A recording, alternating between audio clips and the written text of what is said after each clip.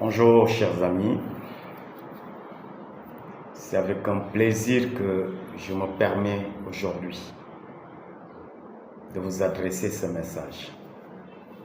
Un message que j'ai l'habitude de faire à la fin de chaque année pour partager avec vous un exercice très important. Il s'agit de faire le bilan de sa vie. Et quand je parle de bilan de la vie, pour moi, c'est un exercice qui a radicalement changé ma vie. Parce que, avant de découvrir cet exercice, je pensais que le bilan, c'était seulement une activité qu'on doit faire dans le cadre professionnel, soit pour l'entreprise ou bien pour une activité professionnelle ou commerciale. Mais j'ai eu la chance, comme je le dis toujours, de bénéficier d'une excellente formation d'un grand coach international. C'est presque une légende du coaching qui m'a fait découvrir que à la fin de chaque année, il faudrait se donner du temps pour évaluer sa vie, évaluer tous les aspects de sa vie. Et c'est en cela qu'on pourra éventuellement se projeter sur la nouvelle année. Parce que si on n'évalue pas, si on ne mesure pas les choses, malheureusement, ça va être très difficile pour nous de progresser, ça va être très difficile pour nous de grandir et de pouvoir obtenir des résultats de façon consciente. Je taquine souvent les comptables ou bien les financiers qui à la fin de chaque année sont sous pression parce qu'ils doivent faire les bilans financiers des entreprises. Mais la question que je leur pose toujours, à côté de ce bilan financier et le bilan d'activité que vous faites pour l'entreprise, est-ce que vous-même vous prenez le soin de faire votre bilan de vie? Malheureusement, tel n'est pas le cas. Et je pense que ça, c'est en fait une situation générale qu'on peut partager avec beaucoup de personnes. Mes chers amis, la vie est un ensemble, est un équilibre. Et chaque aspect de notre vie doit être une entreprise sur laquelle nous travaillons chaque année pour nous améliorer. Et à la fin de l'année, on doit s'asseoir pour voir qu'est-ce qui a été amélioré, qu'est-ce qu'on a pu faire, sur quoi on a plus ou moins progressé. S'il y a des points sur lesquels on n'a pas progressé, qu'on fasse une évaluation sincère et honnête pour comprendre exactement ce qui s'est passé. Est-ce que c'est dû à notre négligence, à notre discipline, à notre manque de discipline du moins, ou bien à un paramètre extérieur qu'on ne contrôle pas? Parce que sinon, mes chers amis, à la fin de notre vie, ou bien à la retraite pour certaines personnes, on va vivre énormément de regrets, énormément de remords. Parce que peut-être on aura consacré toute sa vie à son travail, toute sa vie à chercher de l'argent, toute sa vie à son commerce, toute sa vie à son activité professionnelle et ignorer les autres aspects de sa vie. Combien de personnes évaluent leur investissement dans leur famille? Combien de personnes évaluent le relationnel avec leurs enfants, avec leurs femmes, avec leurs parents? Combien de personnes s'assoient pour évaluer la qualité de leur santé, la qualité de leur forme physique, la qualité du fonctionnement de leur corps physique? Combien de personnes s'assoient aussi pour évaluer leur spiritualité, leurs pratiques religieuses? Combien de personnes s'assoient pour évaluer la gestion de leur temps, pour voir est-ce qu'ils ne sont pas souvent emballés dans des sources de divertissement, de distraction qui nous éloignent de l'objectif, qui nous éloignent du but de notre vie? Combien de personnes pensent évaluer la gestion de leur relationnel? Combien de personnes intègrent leur vie comme étant un ensemble, plusieurs aspects sur lesquels chaque année on doit travailler? Et cette dernière semaine ou bien cette dernière journée de l'année pour moi est un jour très spécial. Un jour au cours duquel je peux me sentir fier ou bien au cours duquel je peux sentir des regrets ou bien des remords. Parce que je m'assois pour évaluer chaque aspect de ma vie. Quelles sont les résolutions que j'ai eu à prendre en nouvel an, en janvier de l'année dernière? qu'est-ce qui a été posé comme action et quels sont les buts ou bien les résultats que j'ai pu obtenir. Et je l'évalue pour chaque aspect de ma vie, de la même façon que je fais le bilan de mes entreprises. C'est tellement important que je peux vous garantir que tout ce que je fais par rapport à la santé, par rapport à la nutrition, par rapport au coaching, tout ça est parti de cette formation qui m'a permis de comprendre exactement qu'il me faut obligatoirement m'évaluer, faire le bilan de ma vie. Et c'est dans ce cadre que j'ai trouvé l'urgence d'aller me former dans plusieurs spécialités pour être celui que j'ai aujourd'hui, celui que je suis aujourd'hui. Même la nutrithérapie est partie de cette formation-là.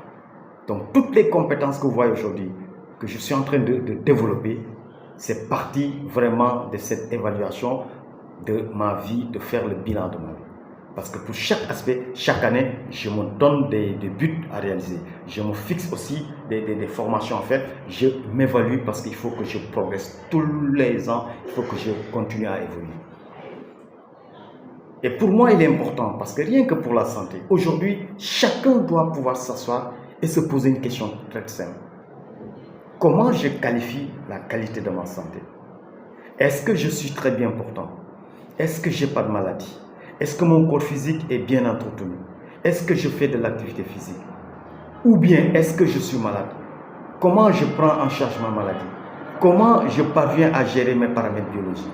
Tout ça, c'est des évaluations que chaque personne doit faire et pouvoir savoir avec certitude, avec une bonne prise de conscience, l'état actuel de sa situation. Et par rapport à ça, on travaille à s'améliorer. Si j'ai une pathologie chronique, malheureusement que je suis en train de traîner avec moi, il faut que je m'assoie pour voir aujourd'hui. Si c'est pas depuis 1 an, depuis 2 ans, depuis 3 ans, depuis 5 ans, depuis 20 ans, mais à quel niveau je suis par rapport à cette maladie? Est-ce que je développe des complications? Est-ce que ma maladie régresse? Ou bien est-ce que la maladie est en train encore d'évoluer vers des situations très compliquées? Est-ce que ma pratique sportive est aujourd'hui une pratique qui peut me soutenir dans la construction d'une santé de qualité?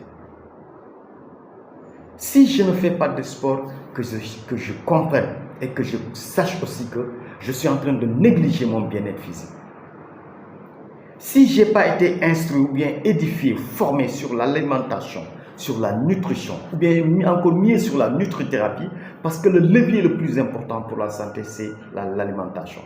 Il faut que j'aille chercher à m'édifier, il faut que j'aille chercher à me former, il faut que j'aille chercher les bons coachs, les bons formateurs pour qu'ils puissent m'accompagner par rapport à mon alimentation, pour que je puisse avoir les outils nécessaires pour pouvoir mieux gérer mon alimentation. Parce que mes chers amis, comprenez très bien, il y a 2 leviers indispensables à toute personne qui souhaiterait prendre soin de sa santé ou bien construire une santé de qualité. Le premier levier, c'est l'alimentation. Le deuxième levier, c'est l'activité physique.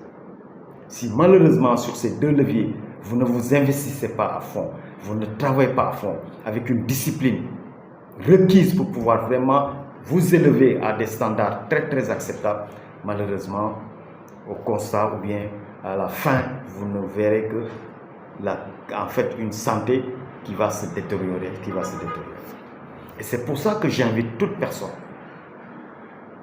à s'asseoir aujourd'hui pour faire le bilan de sa vie.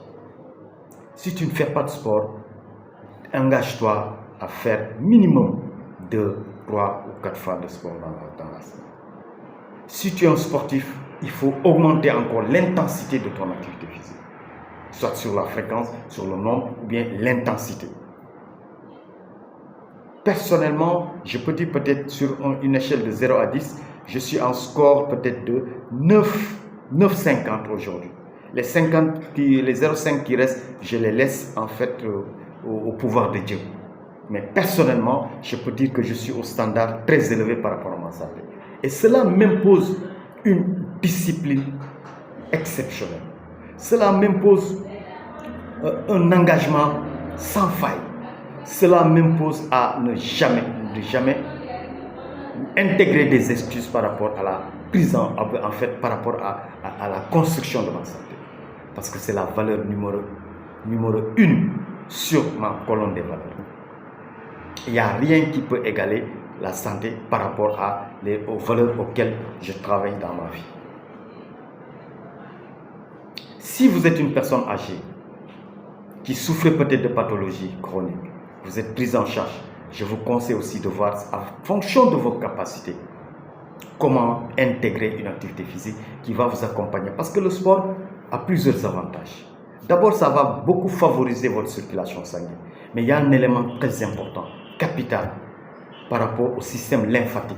Parce qu'avec le sport, vous allez aider votre corps à se débarrasser des toxines. Vous allez aider votre corps à pouvoir se purger, à pouvoir se nettoyer correctement. Donc, vous les personnes âgées, avec une certaine capacité, je vous conseille de faire de l'activité physique. Ça peut être la marche, ça peut être la course si vous avez les capacités, ou bien l'aquagym qui de plus en plus est une pratique très très bien développée au Sénégal. Allez-y. Si vous le faites déjà et que peut-être vous êtes à 3 séances dans la semaine, essayez de voir si vous pouvez encore augmenter. Parce que le plus important, c'est de continuer à s'améliorer, c'est de continuer à évoluer, à augmenter ses performances, mais surtout à se sentir bien physiquement. Personnellement, je rends grâce à Dieu. C'est avec toute la gratitude aujourd'hui quand je vois toutes les capacités que je développe, quand je vois le bien-être physique que j'ai, quand j'évalue le bien-être mental que j'ai, quand je vois le bien-être social que j'ai, je peux dire merci à Dieu de m'avoir orienté très tôt sur une prise de conscience qui me permet aujourd'hui d'être vraiment un acteur principal de ma santé, d'élever la qualité de ma vie à des standards très élevés. Parce que je sais que je le mérite. Et toute personne sur cette terre mérite aussi d'avoir une vie de qualité. Donc ne pensons pas que ce n'est pas pour nous, non, c'est pour tout le monde, mes chers amis. Et c'est pour ça, pour moi, le dernier jour de l'année, je l'apprécie avec énormément de plaisir. Je le vis avec beaucoup de passion. Parce que ça me permet de voir toute la progression. Comment j'ai grandi, comment j'ai évolué du moins. Et ça, c'est la plus grande fierté dans la vie. Parce que ce n'est pas le gain d'argent qui fait plus plaisir. C'est le fait de grandir, c'est le fait d'avancer dans beaucoup d'aspects de notre vie. Sur le plan financier, comme je l'ai dit, sur le plan de la santé, sur le plan des relations, sur le plan spirituel, sur le plan familial. Est-ce qu'on s'investit à mettre notre famille dans les meilleures conditions? Est-ce qu'on a des moments de sortie, des moments de plaisir avec nos enfants, avec notre femme, avec notre famille de façon globale? Tout ça, c'est des aspects sur lesquels on doit travailler. Je pense que ce rappel pour certains, ou bien cette découverte pour d'autres personnes, doit être une chose sur laquelle on doit accorder énormément d'importance. Et tout le monde peut le faire et pouvoir se projeter sur la nouvelle année avec des résolutions qui vont être soutenues par une autodiscipline qui nous fera ne pas faire comme la majorité des gens, c'est-à-dire après le 31 janvier, ils arrêtent, ils renoncent à leur résolution.